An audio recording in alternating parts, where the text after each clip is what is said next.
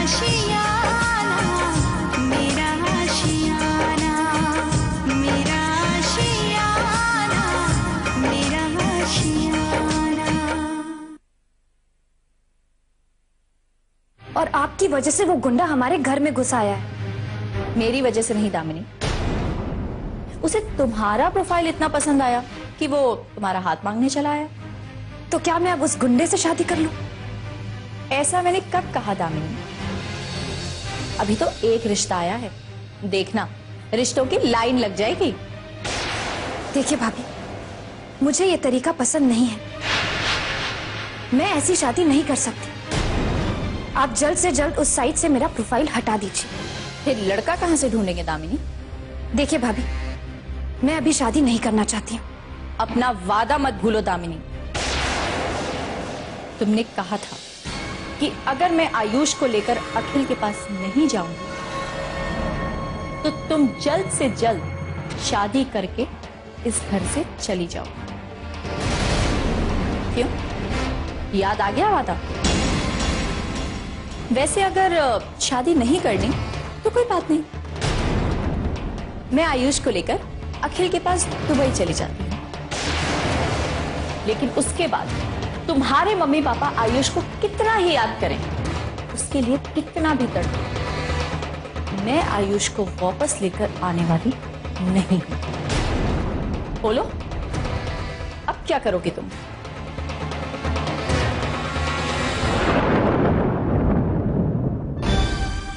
मुझ पर रौब झाड़ने आई थी, लग गया ना मुंह पर ताला। अजीत, अजीत, क्या बात है भाभी, काफी खुश लग रही हो। अजीत, बात ही खुशखबरी की है।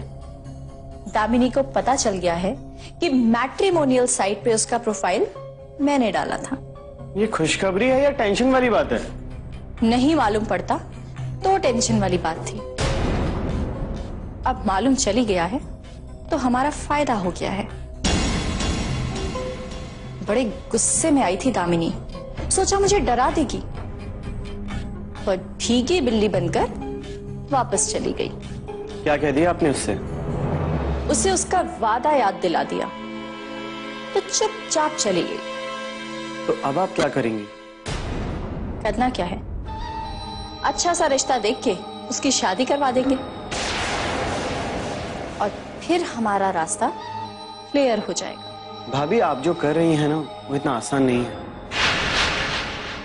तुम आजकल इतना नेगेटिव क्यों सोचने लगे हो अजीत? भाभी क्या करूं, आजकल मेरा दिमाग ही नहीं काम कर रहा है, सिवाय एक बात के। क्या मेरी दिव्या के साथ शादी होगी? अगर बैंक बैलेंस हो तो दिव्या से भी अच्छी लड़कियां मिल जाएंगी तुम्हें। माफ करना भाभी, मैं दिव्या के अलावा किसी और के बारे में सोच भी नहीं सकता। तो क्या अगर कोई बात हो गई तो तुम मेरा साथ नहीं दोगे? हालात देखकर फैसला करूंगा। आज एक बात बता दो, तुम चाहे जितनी कोशिश कर लो, दिव्या से तुम्हारी शादी कभी नहीं हो सकती। बेटा, तू चिंता मत कर, मैं तेरे साथ हूं। दिव्या की और तुम्हारी शादी होकर रहेगी। मैं देवराज भाई साहब से जाकर बात करूंगी, उनके सामने हाथ जोड़ूंगी, गिड़गिड़ाऊंगी, लेकिन तुम्हारी और दिव्या की शादी, उसके लिए हाँ बुलवा के ही रहूंगी मैं। वाह, आज आपकी ममता बेटे के लिए तड़प उठी। अपने दुश्मन के आगे हाथ जोड़ने के लिए भी राजी हो गई हैं। जो माँ अपनी औलाद का दर्द न समझ सके, वो माँ ही कैसी। माँ तो अपनी औलाद के लिए कुछ भी कर गुजरती है। मैं भी अपने अजीत के लिए करूंगी।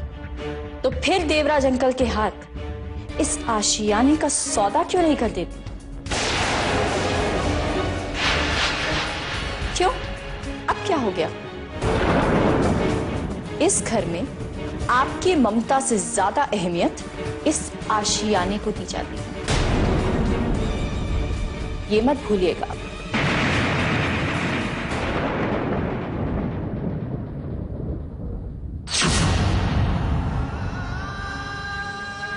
बेटा, तू चिंता मत कर, मैं देवराज भाई साहब से जाकर मिलूंगी।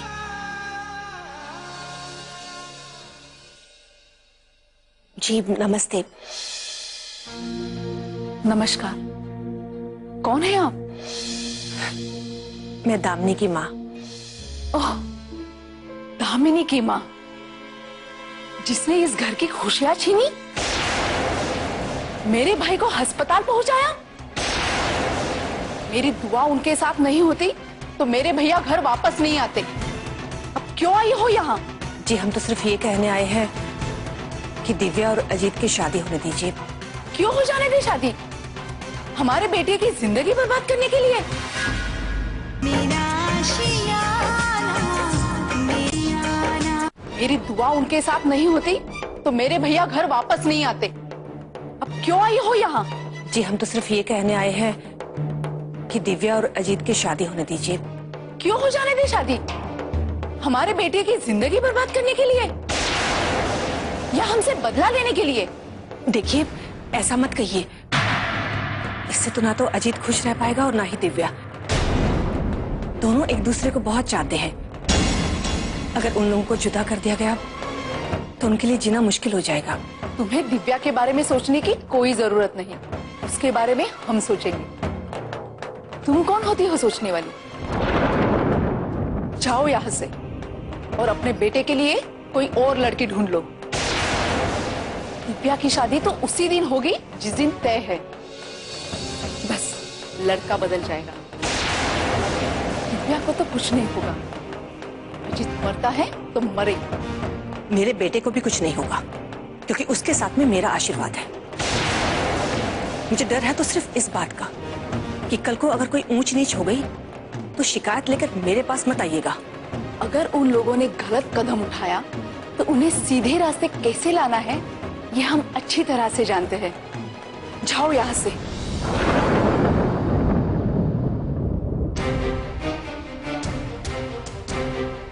मेरी एक बात याद रखिएगा, हम लड़के वाले हैं और आप लड़की वाले।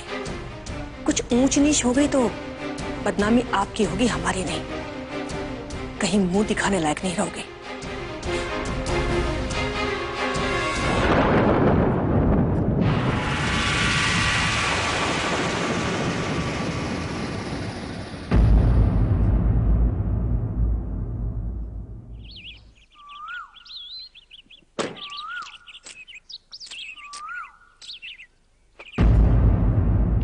मेरा नाम विक्रांत है। आपसे मिलकर खुशी हुई। लेकिन मुझे नहीं हुई, क्योंकि सिर्फ दोस्तों से मिलकर मुझे खुशी होती है और तुम दोस्त नहीं दुश्मन हो।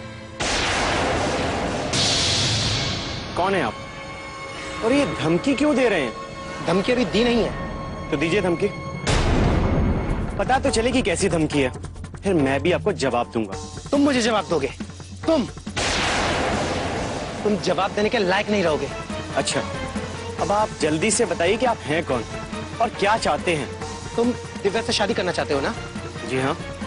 सच बोलो, क्या है ये? सिर्फ प्यार, टाइम पास या जुनून? प्यार था, अब जुनून में बदल गया। इस जुनून को जल्दी खत्म कर दो, वरना ये जुनून तुम्हें खत्म कर देगा। अच्छा जी, इतनी बड़ी धमकी। ए मिस्टर विक्रांत, एक बात सुन लो, मैं दिव्या के बारे में कोई गलत बात नहीं सुनना चाहता। आज मुझे यकीन हो गया कि तुम दिव्या से बहुत प्यार करते हो, लेकिन बात प्यार तक रहे तो ठीक है। अगर तुमने शादी करने का सपना भी देखा तो तुम सपना देखने के लायक नहीं रहोगे। अगर मैं कहूं कि मैं सपने को हकीकत में बदल दूंगा तो तुम्हारी सारी बातें बेकार हो जाएंगी। मैं तुम्हारा यही फैसला कर दूंगा। ये क्या हो रहा है? तुम्हें क्या परेशानी है? परेशानी तो बहुत है भैया, तभी तो कह रहे हैं गिरबान छोड़ दो इनका। तुम कौन हो? तुम्हारी शक्ल जानी पहचानी है। तुक्का है, बनारस के बहुत बड़े गुंडे हैं हम। यहाँ के सारे पुलिस स्टेशन ना हमारी ही फोटो से भरे हुए हैं। अखबार में हमारी ही फोटो छपती है। तुक्का है ना, मर्डर बहुत किए हैं और एक तुम्हारा भी कर देंगे तो क्या हो जाएगा, बस गिनती बढ़ जाएगी। सजा तो वही रहेगी ना, उनमें भी कंडीशन है, अगर पकड़े गए तो। लेकिन ये हमारा आपस का मामला है, तुम बीच में क्यों कूद रहे हो? ए ललवा, कि हमसे आड़ी टेढ़ी बातें मत करना। फुटबॉल खेलना जानते हो का? हाँ, हूँ चैंपियन। तो ओ चैंपियन जी, जैसे आप बॉल को फेंकते हो ना, हम बम फेंकते हैं। तुम बॉल से खेलते हो ना, हम बम से खेलते हैं। एक दो तो अभी पड़ा है, वो तो निकाले का। अजीत, ये मत समझना कि तुम बच गए, हमारी फिर से मुलाकात होगी। और अगर तुमने दिव्या को परेशान किया तो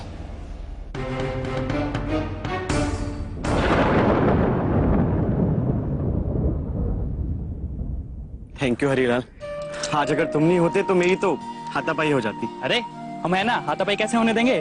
तभी तो बीच में कूद गए। तुम हो क्या चीज, तुम जैसे दिखते हो वैसे हो नहीं। अरे जैसे हैं आपके सामने हैं। चलो अब चले। चल। विक्रांत? कौन विक्रांत? दिव्या का कजिन है शायद। क्या कह रहा था वो?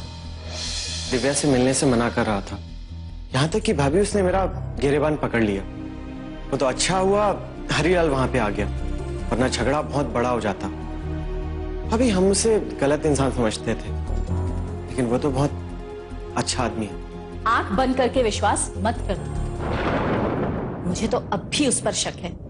अरे ना कोई रिश्तेदार, ना कोई जान पहचान वाला, पता नहीं आखिर है कौन वो। लेकिन भाभी मेरा शक दूर हो गया है। मेरे दिमाग में तो सिर्फ एक ही बात आ रही है कि मैं हरीलाल की हेल्प लूं। किस काम के लिए? अरे भाभी, दिव्या से शादी करने के लिए हरीलाल मेरी हेल्प कर सकता है। अगर वो देवराज अंकल से जाके बात करेगा और उनको मना लेता है तो अंकल मेरी शादी करा देंगे। अजीब बच्चों जैसी बात मत करो। देवराज अंकल कोई मूर्ख इंसान नहीं है। तो भाभी मैं भी मूर्ख नहीं हूं, मैं जो भी कर रहा हूं सोच समझ के कर रहा हूं। हरीलाल मेरी हेल्प जरूर करेगा। मेरा आशियाना, मेरा आशियाना। हम किस तरह मदद कर सकता हूँ आपकी? हम तो खुद ही बहुत वेस्टेज हूँ। अरे मतलब किसी काम का आदमी नहीं हूँ हम। ये तुमसे किसने कह दिया कि तुम किसी काम के नहीं हो? तुम तो बहुत काम के आदमी हो। हम लोग तुम्हारी काफी इज्जत करते हैं। बस बस अजीत बाबू, हमको शेमवा फील हो रहा है। क्या मतलब? शेम शेम, वो शेमवा होता है ना, वो कहा है हम बहुत जल्दी शर्मा जाते हैं। तुम्हारी इंग्लिश बहुत कमाल की है। वो कहा है हम अंग्रेजी भी ना बनारस स्टाइल में बोलता हूँ। हम अंग्रेजी में ना अपना मदर टंग नहीं भूलता। समझ गया समझ गया। एक बात कहें हरीलाल, तुम आदमी बहुत एंटरटेनिंग हो। हा? अरे आदमी थोड़ी ना हूं हम। क्या मतलब? तो क्या हो? अरे लड़के हैं, बॉय हैं हम। चलो इन बातों को छोड़िए, ये बताइए हम आपकी मदद किस तरह कर सकता हूं? तुम मेरी शादी करा सकते हो। शादी? वो भी आपकी? अरे हमारी खुद की शादी नहीं हुई, और हमें तो लगता है हमारे कन्या राशि में ना तनिक दोष है। तुम्हारी राशि कन्या है? अरे मतलब हमें लगता है हमारे लक में ना कन्या है ही नहीं, तभी तो अब तक कवारे रह गए। हरीलाल, तुम चाहो तो मेरी शादी करा सकते हो। वो कैसे?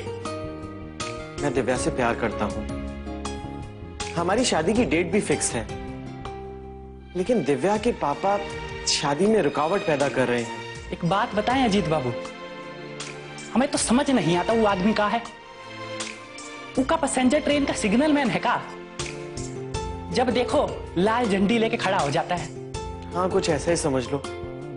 मेरी तरफ से दिव्या के पापा से बात करने के लिए कोई भी नहीं है। अरे बात क्या करनी है? उसकी लड़की को लीजिए और रन कर जाइए। क्या कर जाओ? अरे मतलब भाग जाइए। नहीं हरीलाल, भागना होता तो कब का भाग चुका होता, लेकिन मैं कोई गलत काम नहीं करना चाहता। चलो आप कह रहे हैं ना, तो हम उस यमराज से बात कर लेते हैं। मान गया तो ठीक, वरना रेडी स्टेडी गो, पाके तो राम जी देख लेंगे। तुम फिर चली आई? एक बार समझा चुके, बात समझ में नहीं आई क्या, या मैं ठीक से समझा नहीं पाई? जी, पहले मैं अपनी मर्जी से आई थी और अब अपने बेटे के लिए। अरे कैसी औरत हो तुम? जब भैया ये शादी करवाना ही नहीं चाहते तो तुम बार बार क्यों कोशिश कर रही हो? मैं कोशिश इसलिए कर रही हूँ क्योंकि मैं दिव्या और अजीत की शादी कराना चाहती हूँ, लेकिन आपके भाई साहब उनकी जिंदगियों के साथ में खिलवाड़ कर रहे हैं। वो लड़की के पिता है, जो चाहे फैसला करें। ये शादी तो होकर रहेगी मैडम जी, और जो भी इसमें रुकावट बनेगा ना। ए लड़के, तुम जानते नहीं हो किससे बात कर रहे हो? हम इज्जतदार लोग हैं। इज्जतदार? अरे जिन लोगों को ये चिंता नहीं कि बेटे की शादी नहीं होती ना तो बाहर कितनी बेइज्जती होती है, वो लोग इज्जत की बात कर रहे हैं। वाह जी वाह। तुम बीच में क्यों बोल रहे हो? कौन हो तुम? ये हमारा बेटा है और इसका फैसला हमारे लिए आखिरी फैसला है। तो हमारा आखिरी फैसला तो आपने सुन ही लिया होगा, पर जिस तरह ऑल इंडिया रेडियो अपनी खबरें रिपीट नहीं करता ना, वैसे ही अपनी बातें दोहराते नहीं है। चलो मम्मी जी।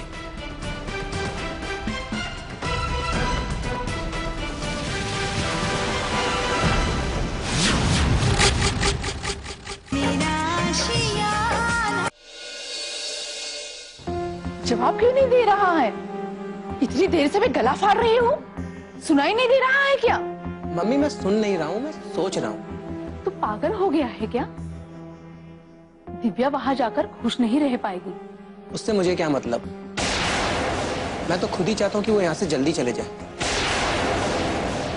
ताकि मामा जी की सारी प्रॉपर्टी में धीरे धीरे करके हत्या लूं। मेरे जीते जी मैं तुम्हें ऐसा हरगिज नहीं करने दूंगी। आप कैसी माँ हैं? दुनिया की माएं अपने औलाद का भला सोचती हैं, और आप अपने भाई का भला सोच रही हैं। मेरे भैया के कारण ही आज हम लोग जिंदा हैं। जब से तुम्हारे पापा गए हैं, हमारी देखभाल मेरे भैया ही कर रहे हैं। कैसे भूल जाऊं? आपसे कौन कह रहा है आप अपने भाई का एहसान भूल जाइए? आप अपना काम कीजिए, मुझे मेरा काम करने दीजिए। बिल्कुल अपने पापा पे गया है। जब तक वो जिंदा थे, वो भी मेरे भाई की दौलत हथियाने के सपने देखा करते थे। फिर मैं क्या गलत कर रहा हूँ? अपने पिता की आखिरी ख्वाहिश पूरी कर रहा हूँ, और क्या? तुझे समझाना मतलब अपना दिमाग खराब करना है।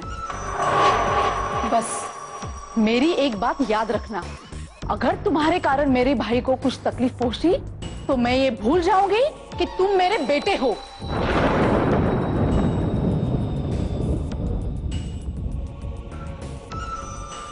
राखी के बंधन को खूब निभा रही है मेरी मम्मी।